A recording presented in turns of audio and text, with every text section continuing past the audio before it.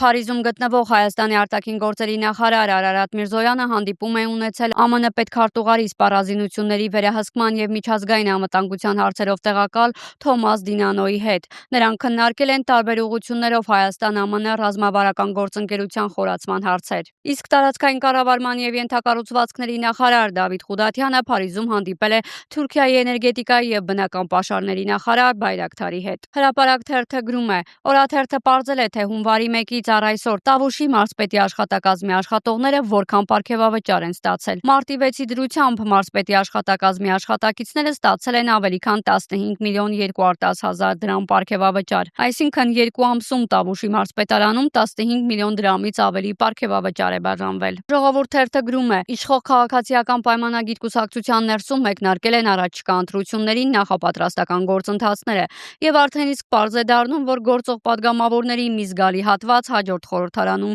չի լինի։ Օրաթերթի ուսումնասիրություններով քաղաքացիական պայմանագիր խմբակցության առնվազն 29 падգամավոր դուրս են մնում հաջորդ խորհրդարանի կազմից։ Ադրբեջանից Հայաստան է տեղափոխվում վերջին 3 օրվա ընթացքում ռուսական ցորենի երկրորդ խմբականակը։ Այսօր 1023 տոննա ռուսական հացահատիկ է տեղափոխվում Հայաստան Ադրբեջանի տարածքով։ Ըստ ադրբեջանական լրատվամիջոցների, ցորենով բեռնված 11 վագոնից բաղկացած բեռնատար գնացք է ուղարկվել Հայաստան։ Իրանը պայմաններ է առաջ քաշել ԱՄՆ-ի հետ բանակցությունների համար, հաղորդում է լիբանանյան հեռուստաալիքը։ Իրանի պայմաններն են պատերազմի վերահսկման դեմ երաշխիքներ, միջուկային վառելիքի ամբողջական ցիկլի ձեռքբերում և փոխհատուցում։ Իսրայելի պաշտպանության բանակը վաղ առավոտյան հարձակվել է Բեյրութի արևմուտքում գտնվող բնակելի շենքերից մեկի բնակարանի վրա։